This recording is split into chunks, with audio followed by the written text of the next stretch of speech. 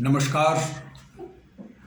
मैं Ajay Solanki, astro adviser, ज्योतिष सीखना सरल सीरीज़ के चतुर्थ एपिसोड में आपका पुनः स्वागत करता हूं।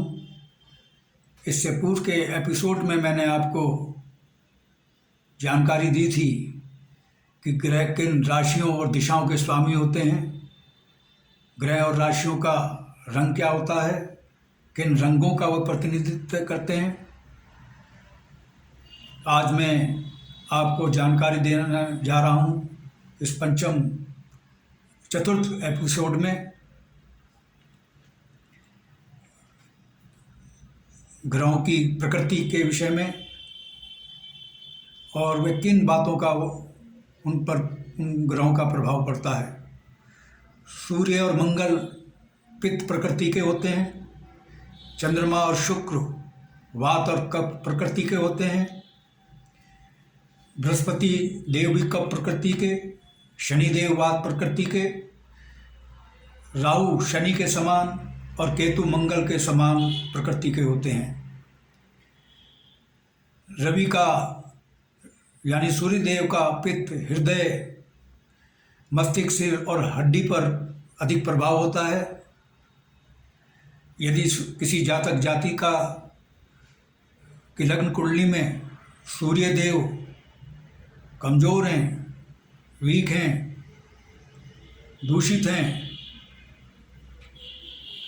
पाप ग्रह से ग्रसित हैं, योग मारक हैं, तो जातक जातिका पित्त हृदय, मस्तिष्क और सिर और हड्डी से संबंधित व्याधियों का शिकार हो सकता है। चंद्र का छाती, थूक, गर्भ, स्थल और रक्त पर अधिकार है यानी विशेष प्रभाव है। पित्त, कान, नाक, मस्तक और मांसपेशियों पर मंगल देव का अधिक प्रभाव होता है।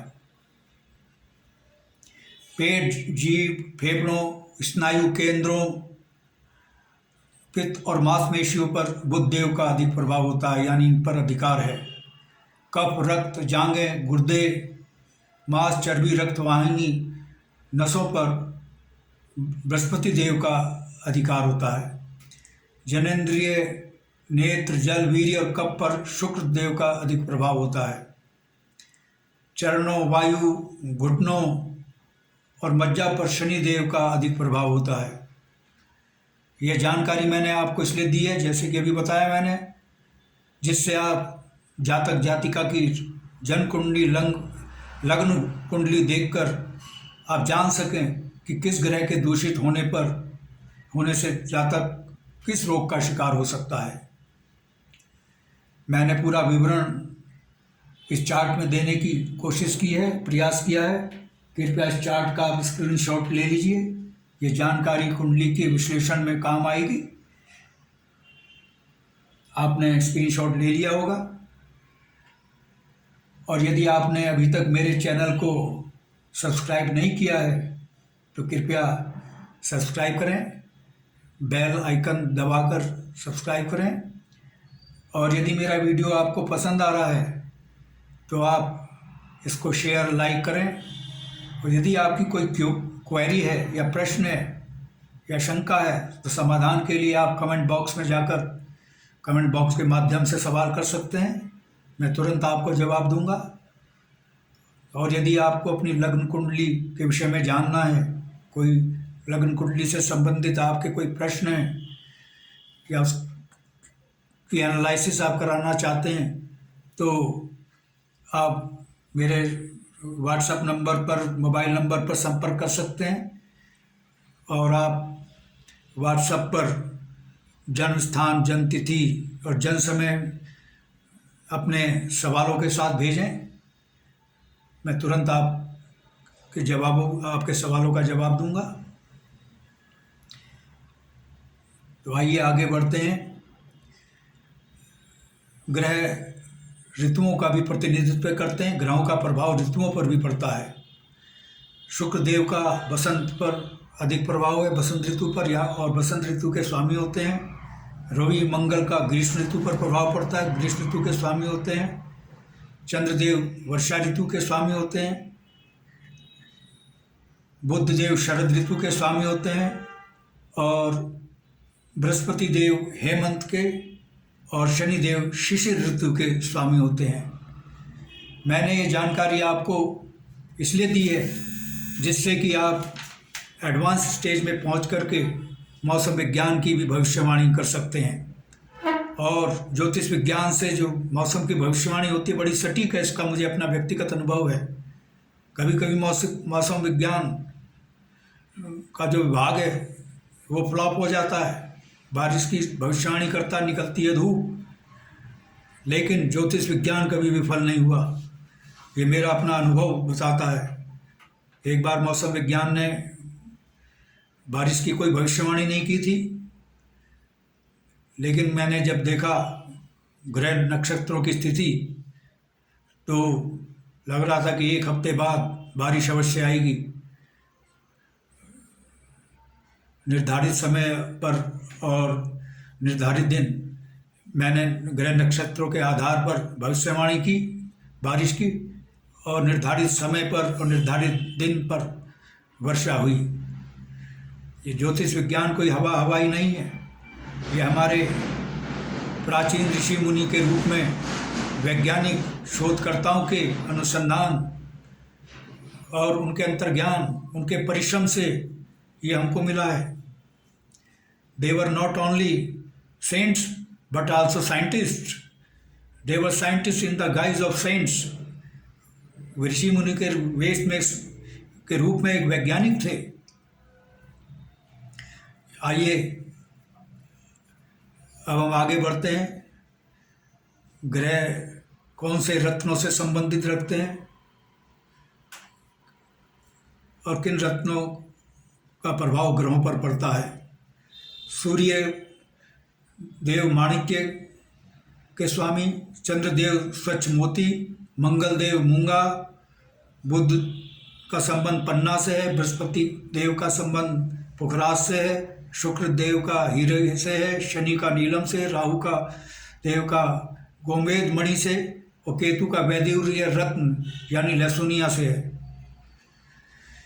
मैंने रत्नों की जानकारी इसलिए दी है कि कौन सा ग्रह किस रत्न से संबंधित है। यदि कोई ग्रह आपकी लग्न कुंडली में लाभ पहुंचाने की स्थिति में है लेकिन अंशवाइज बहुत कमज़ोर है, इसलिए वो लाभ नहीं पहुंचा पा रहा है, तो उसकी आप शक्ति बढ़ा सकते हैं उससे संबंधित उस ग्रह से संबंधित रत्न को धारण करके। लेकिन इसमें बड़ी सावधानी बरतनी पड़ती है, कहीं आप ऐसा ना हो कि ऐसे ग्रह का रत्न धारण कर ले जो आपकी लग्न कुंडली में आपको हानि पहुंचा रहा है और वो बहुत कमज़ोर है। तो ऐसी स्थिति में यदि आप उस ग्रह का रत्न धारण कर लेते हैं तो उसकी ताकत बढ़ जाएगी, उसकी मारक क्षमता बढ़ जाएगी और आपको हानि कई गुना पहुंचाएगा। जो ग्रह आपकी लग्न कुंडली में हानिकारक है उसको कमज़ोर होना जरूरी है। अगर वो ताकतवर है तो पूरी ताकत से नुकसान पहुंचाएगा, यदि वो कमज़ोर है तो उसका नकारात्मक बहुत हल्का असर पड़ेगा।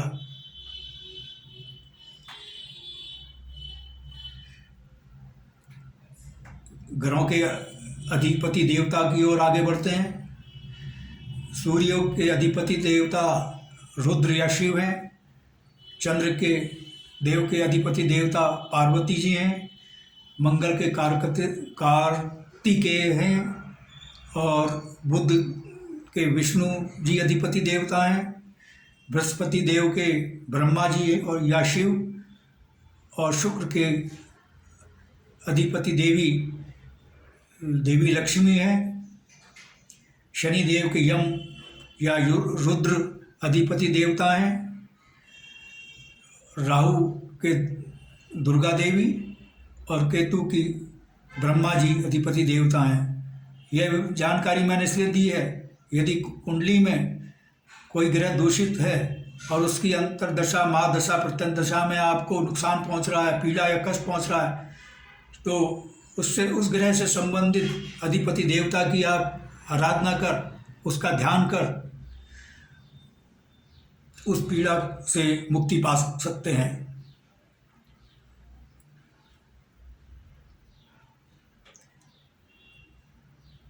आइए अब तत्वों की ओर बढ़ते हैं। जैसा कि आप जानते हैं पूरी सृष्टि की रचना 5 तत्व से हुई है। 5 तत्व ये हैं: पृथ्वी, जल, आकाश, वायु, अग्नि, ग्रह। इन तत्वों का भी प्रतिनिधित्व करते हैं। रवि और मंगल अग्नि तत्व का प्रतिनिधित्व करते हैं। सूर्य देव और मंगल, सूर्य और मंगल देव की राशि के, लग्न राशि के जातक ज़्यादातर थोड़े से, चूँकि वो अग्नि तत्व के होते हैं, उनमें उग्रता होती है, थोड़ी उग्रता होती है, आक्रामकता होती है। वो पराक्रमी, साहसी होते हैं, निडर होते हैं और जोखिम लेने में पीछे नहीं हटते, रिस्क लेने में पीछे नहीं हटते और एडवेंचरस कार्यों में उनको आनंद आता है। इसीलिए इस लग्न वाले जातक, सूर्य और मंगल की राशि लग्न के जातक सेना, मिलिट्री, पुलिस में होते हैं और स्पोर्ट्स में बहुत अच्छे स्पोर्ट्समैन होते हैं। इस विषय पर मैं आगामी एपिसोड में विस्तृत चर्चा करूँगा।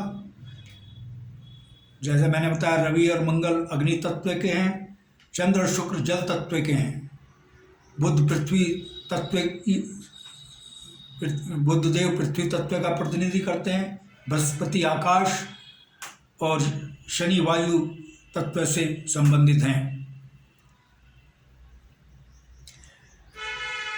ग्रहों का एक मंत्रिमंडल भी है। सूर्य, चंद्रमा राजा। वैसे बहुत से ज्योतिष वैज्ञानिकों ने चंद्रमा को राजकुमार की संज्ञा दी है, सूर्य को राजा की। सूर्य ग्रहों के राजा होते हैं। बृहस्पति और शुक्र मंत्री, बुध राजकुमार और मंगल सेनापति होते हैं और शनि एक सेवक। राहु केतु शनि के समान है। ग्रहों का इंद्रियों पर भी प्रभाव पड़ता है, वो इंद्रियों का भी प्रतिनिधि करते हैं। मंगल और सूर्य नेत्रों पर प्रभाव डालते हैं। चंद्र और शुक्र का संबंध स्वाद जीवा से है, बुध का गंध से, नाक से, बृहस्पति का कान से, शनि राहु केतु का स्पर्श से संबंध है। ये जानकारी इसलिए दी है जिससे आप जान सकें, जब जातक की लग्न कुंडली का विश्लेषण करें, कि यदि जातक का मंगल और सूर्य दूषित है, कमज़ोर है, तो उसके नेत्र से संबंधित रोग होने की, व्याधि होने की संभावना दिखती है, एंड सो ऑन। इससे अब आगामी एपिसोड में मैं आपको धीरे धीरे इस ज्ञान की गहराई तक लेता जाऊंगा, इसकी अथाह गहराई तक ले जाऊंगा, जहाँ से आपको ज्ञान रूपी मोती मिलेंगे। ज्योतिष विज्ञान कोई डराने का कार्य नहीं करता, ये जातक जातिकाओं को सावधान करता है। मैंने जैसा कि ये भी बताया, ये विशुद्ध भौतिक और रसायन विज्ञान की भांति एक सिस्टमेटिक साइंस है। अगले एपिसोड में मैं इससे और एडवांस नॉलेज लेके आऊँगा, और फिर जब आप बेसिक ज्ञान से इक्विप हो जाएंगे, बेसिक ज्ञान से, ज्योतिष विज्ञान के बेसिक ज्ञान से संपन्न हो जाएंगे, तो फिर मैं आपको लग्न कुंडली के विषय में बताऊंगा। लग्न कुंडली में हर भाव का क्या अर्थ होता है, कौन सा भाव किन बातों का प्रतिनिधित्व करता है, लग्न कुंडली कैसे देखी जाती है, कैसे विश्लेषण किया जाता है, योग मारक और योग कारक ग्रह कौन से हैं लग्न कुंडली में होते हैं, इन सभी बातों की चर्चा मैं आगामी एपिसोड में करूँगा। इससे पहले, पंचम एपिसोड से पहले, मैं आपसे अनुमति लेना चाहूँगा। बस आज इतना ही, फिर मुलाकात होगी पंचम एपिसोड में। धन्यवाद, नमस्कार।